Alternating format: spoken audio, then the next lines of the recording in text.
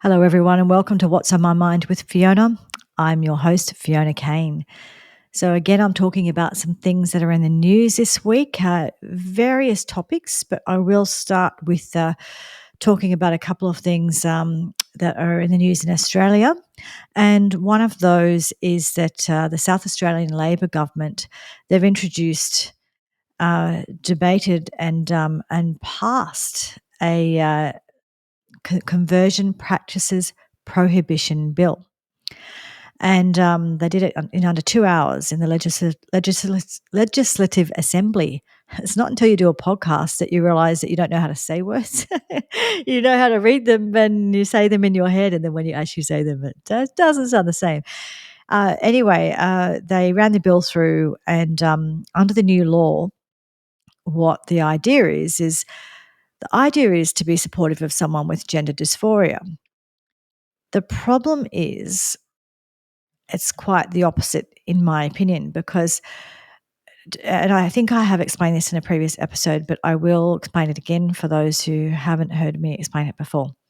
So, conversion, the way that we would think about conversion historically was what used to be called gay conversion therapy. Gay conversion therapy was awful. Essentially, it was all sorts of hideous and horrendous things that they did to try and basically get the gay out of people. So it's like, I don't know, videos and things that they did to their brains, and just horrific, right? That practice has been outlawed, certainly in the Western world, and is not considered acceptable anymore. Very good reason why. And that sort of is no good. The problem is what they've done now is they've renamed it to mean something else.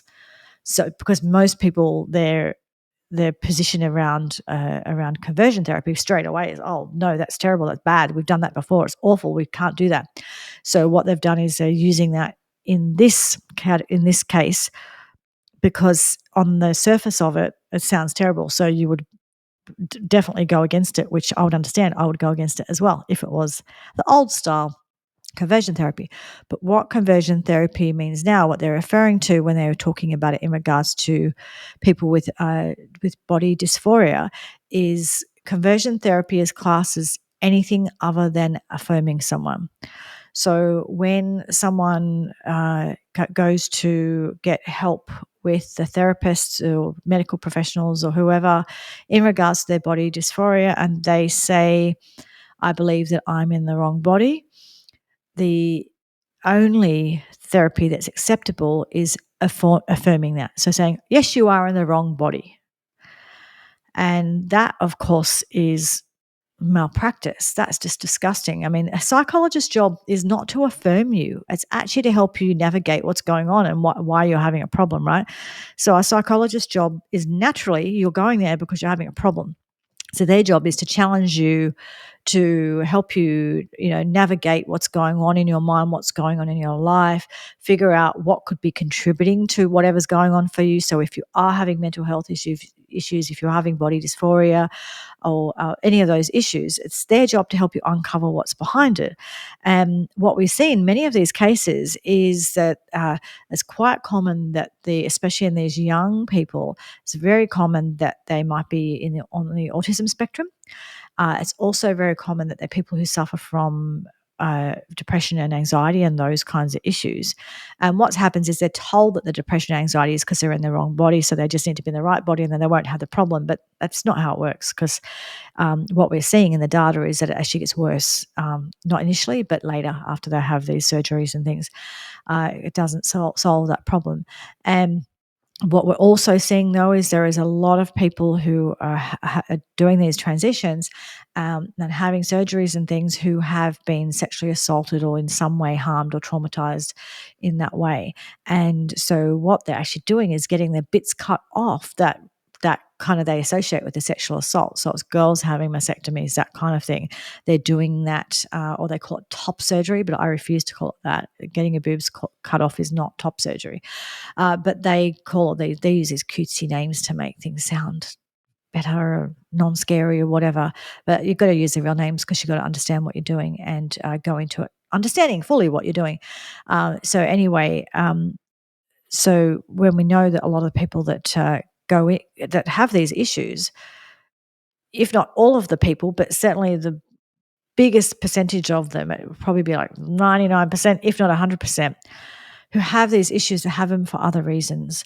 So actually, as a psychologist and medical professionals' jobs to help you explore what those reasons are.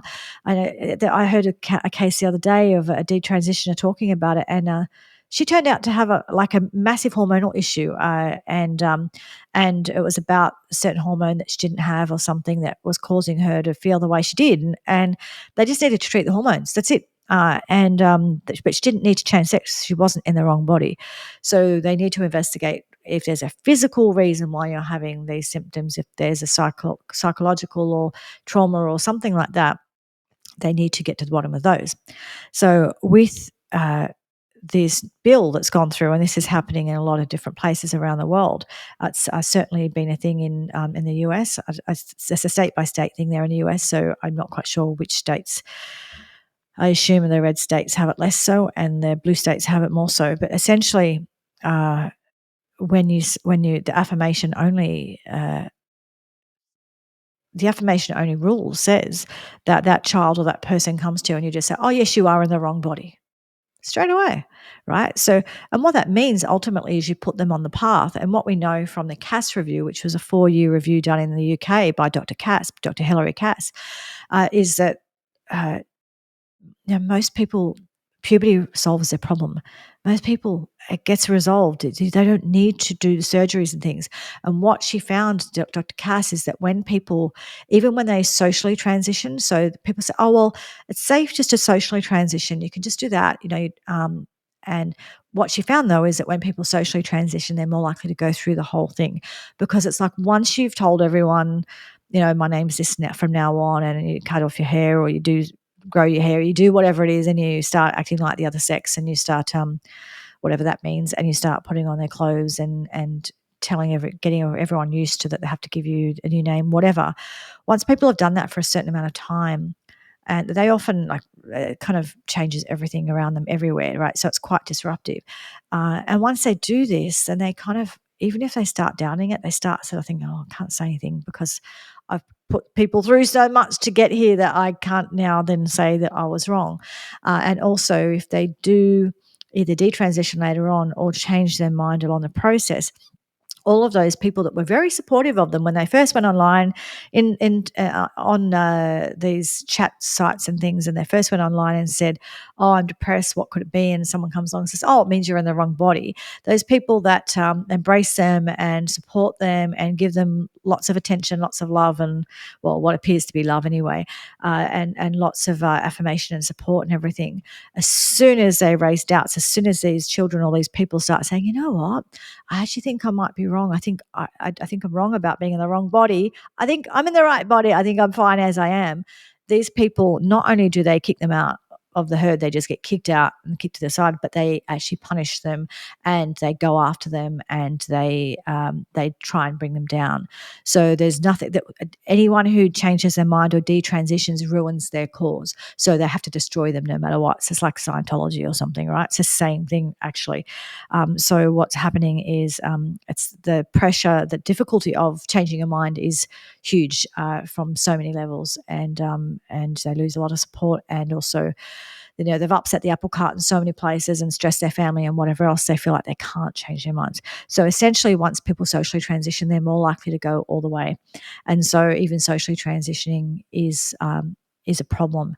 There's no reason that people can't express themselves however they like and dress however they like, but you don't have to be saying that you're a woman, saying that you're a man. You can just be, there always has been, there's women who are tomboys and men who are a bit more feminine. Fine, go your hardest, do that.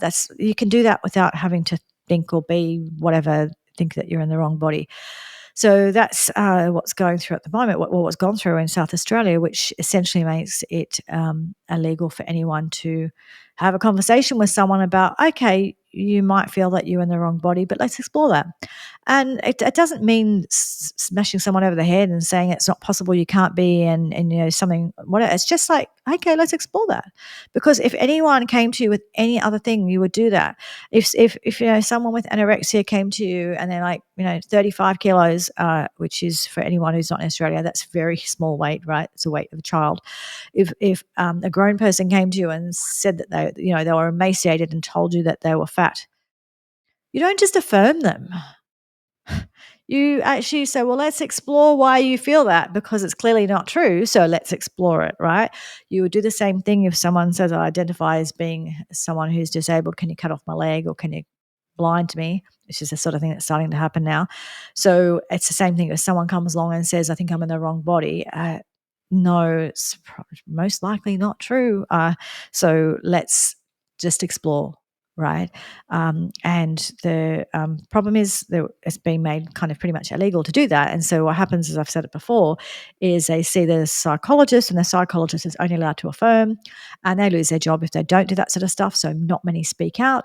So they affirm. Then they go to the endocrinologist, which is like the hormone doctor, and the hormone doctor sees that the psychologist has affirmed them.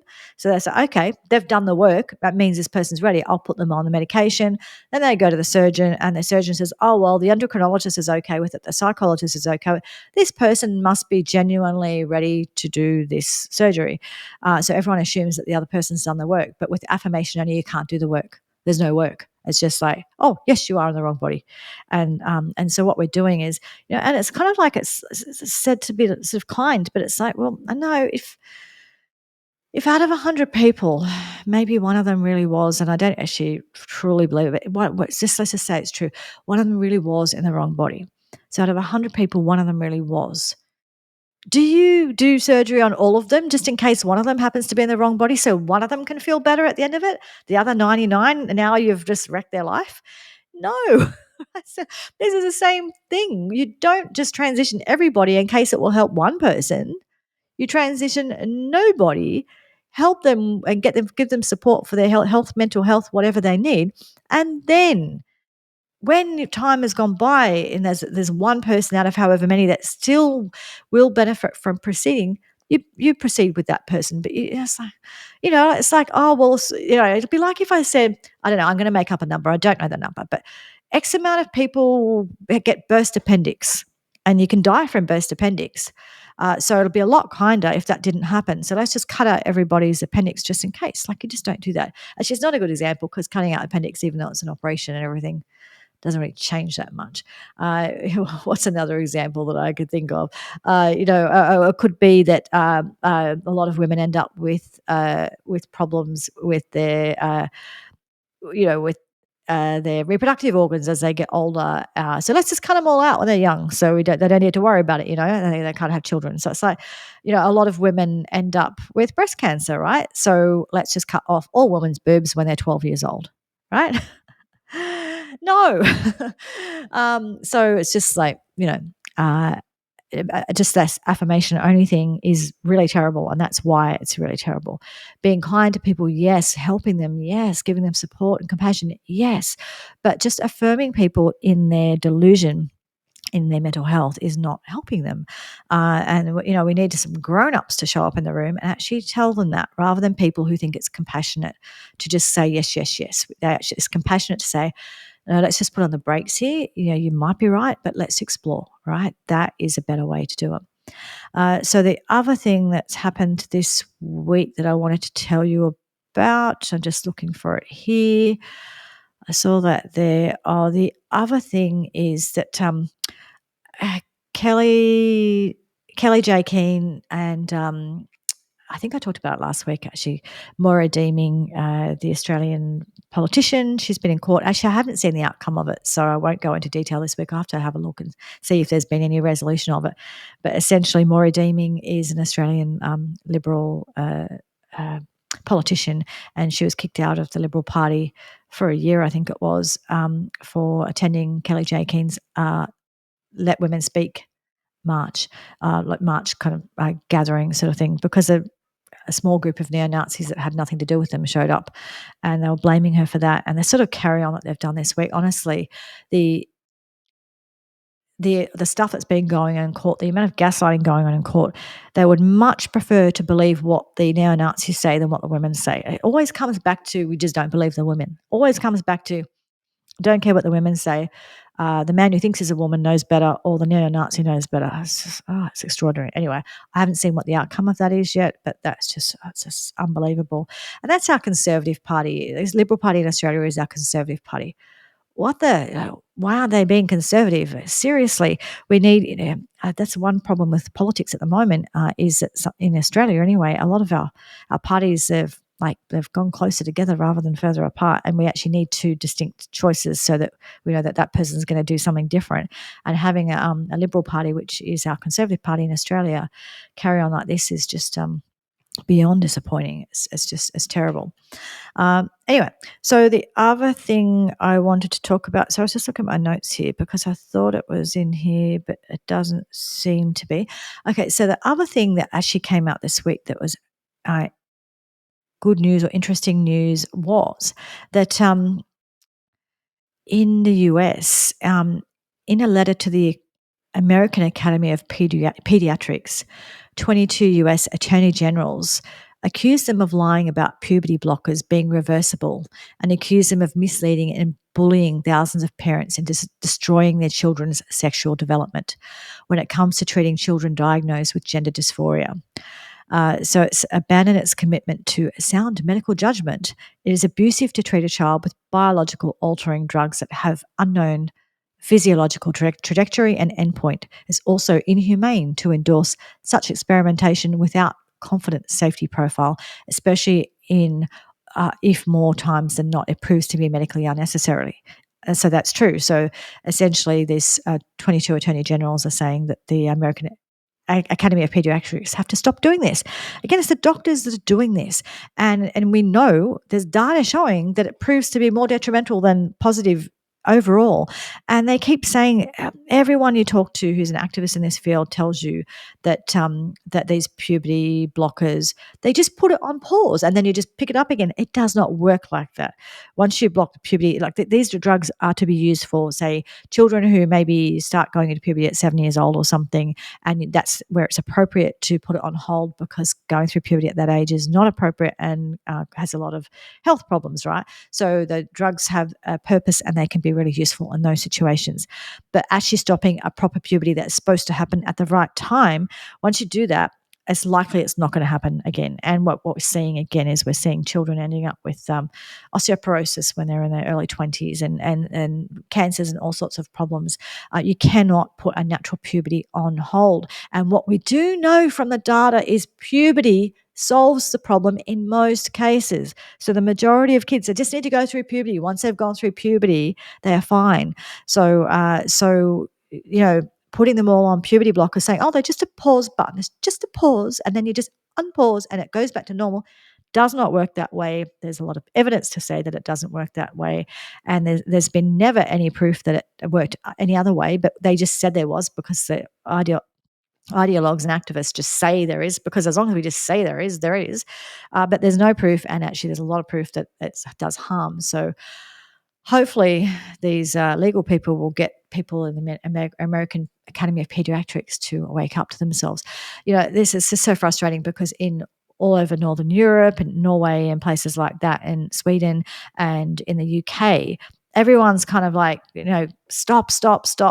We actually realize we're destroying children's lives. Let's kind of stop this. Let's reverse, go back, and in places like Australia and in parts of the US, they're kind of going full forward as if it's a great thing. It's so not a great thing. So they're the sort of things that I've seen, in the news this week that I found really interesting.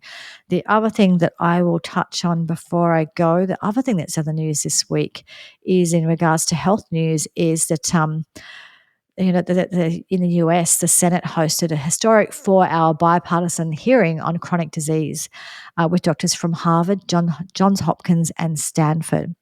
And it was really, really interesting to see sort of what's happened out of this because essentially there are massive issues, and if you can actually go on YouTube and kind of just watch this hearing, I actually have seen some of it, but I just want to watch all of it. I think it goes for about 4 hours, but I think it's well worth it if you're interested in health and particularly health in the US. And even though I'm in Australia and not the US, we have some of the similar problems, not exactly the same, but some similar. So I feel it's worth. That's why I talk about the US news as well for those of you who are in Australia, because kind of what happens there, we tend to copy them, which is what we're doing with the gender affirming care stuff.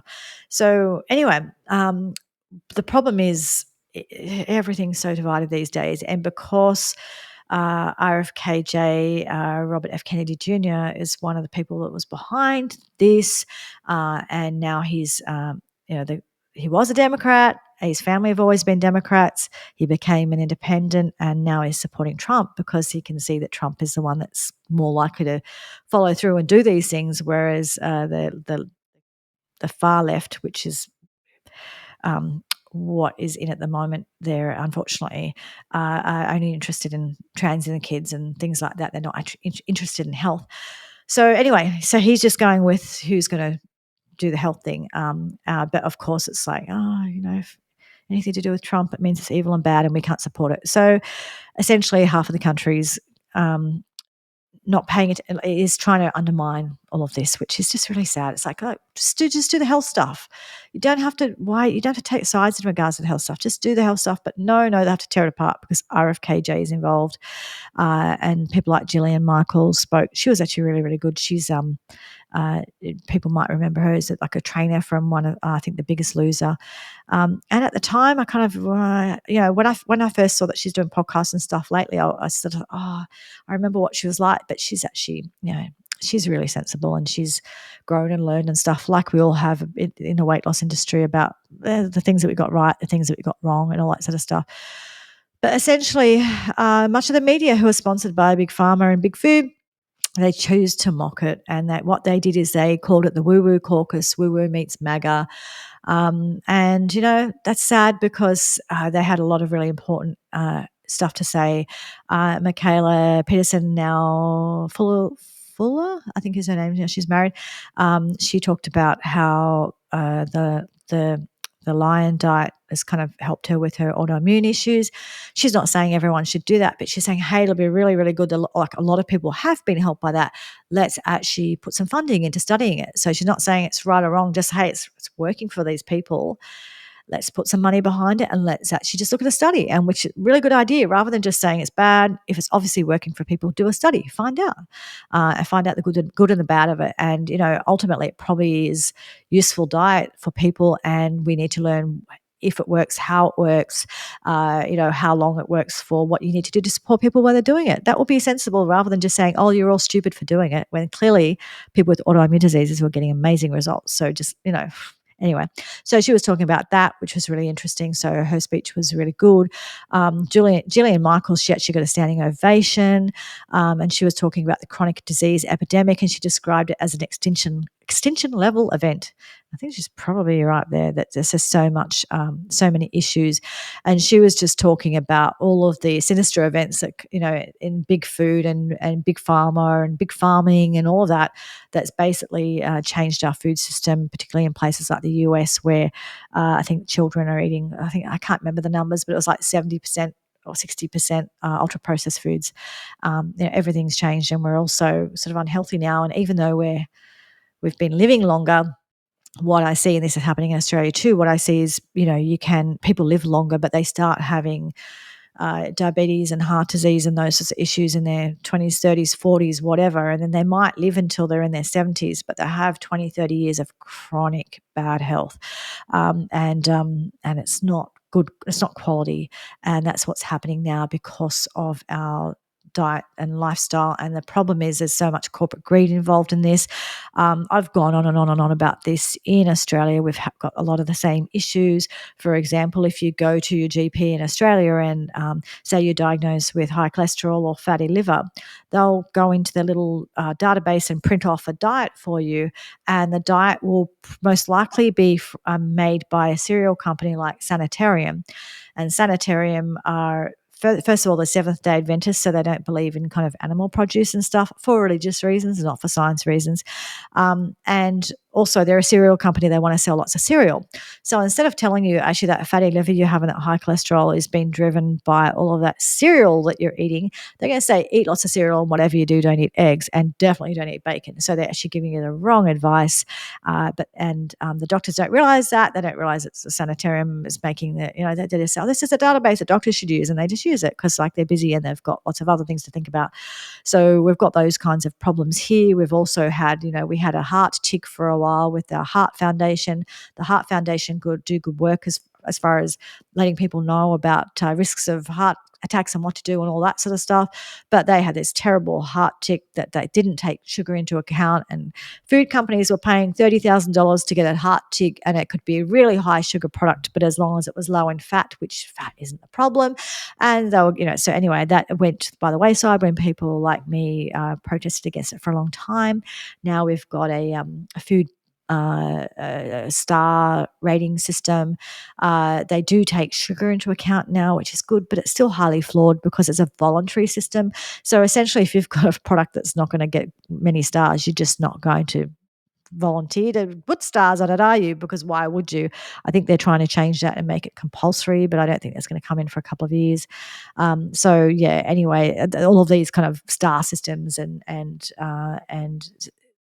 food rating systems and things are all quite flawed because ultimately industry gets to say in it. So we'll kind of, nutritionists will put forward and say this is what it should look like, and then industry will say, yeah, but we need to sell more cereal, so it can't look like that. So we want a bit more of this, and unfortunately they get away with it. So a lot of what we think is, they wouldn't do anything that was bad for our health. Well, they're not necessarily deliberately trying to hurt you, most people, but a lot of them don't realize the system that we're in and how much money and that sort of thing controls it. Anyway, so that happened this week. I'm going to sort of watch it and learn a bit more about what they said. But I think it's really important that, that this is their make America healthy again. And I think we should have a make Australia healthy again as well. And I think it's good to understand, obviously there's, you can listen to my Wellness Connection podcast to learn more about my stuff around health and stuff. I'm absolutely all for personal responsibility and, people making good choices and all that sort of stuff. But also there's a whole lot of other stuff, like if you being sold stuff as being healthy when you don't know, if your doctor's telling you it's healthy or your dietitian's telling you it's healthy, if you go to the supermarket and most of the things that are available are ultra-processed foods, if they're allowed to do health washing and tell you that the foods are healthy when they're not, or the star system or the star rating system tells you that it's healthier than what it really is. There's a lot of things that are there to kind of confuse people or to muddy the waters or to health washing and that to make you believe something's healthier than what it is. So while I'm all for personal responsibility, you need to have access to the food, you need to have the information, you need to understand it. And there's a lot of people muddying the waters to confuse people as well, which so it's not, even though it's about personal responsibility, there's more than that at play here. And when you look at sort of, big farmers and the food industry, there's a lot of things at play that make it challenging for the average person to kind of know how to navigate things. So it's not as simple as personal responsibility, even though that's part of it. Anyway, I will leave it there. That's my update for this week. Those are the things that are on my mind. Also, just on one other note, I went to a funeral yesterday. I've been to a few of them lately, and this was for someone who I didn't know personally. I was there as support for someone else. And what was really interesting is this person clearly lived a life on their own terms and seemed to live a full life, and what they perceived and what I looked like was a good life.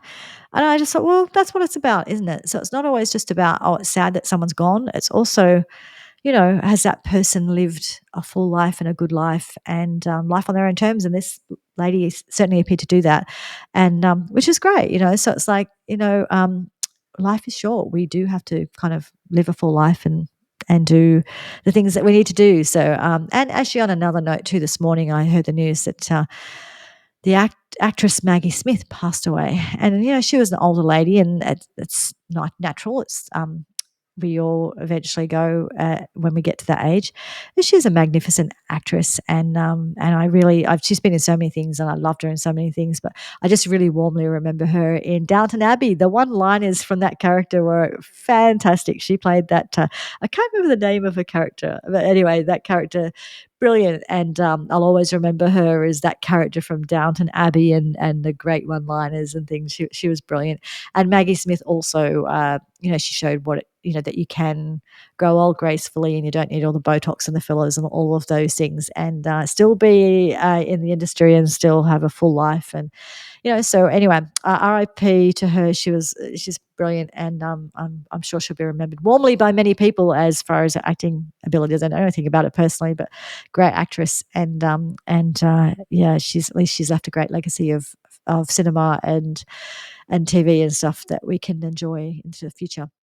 Anyway, I'll leave it there. Please like, subscribe, share, and I'll just keep you updated on the things that are on my mind. And I'm happy to have your feedback. Just make it respectful. Otherwise, I just will not engage in anyone who just can't be respectful and be grown up. If you can't be grown up, I'm not going to engage with you.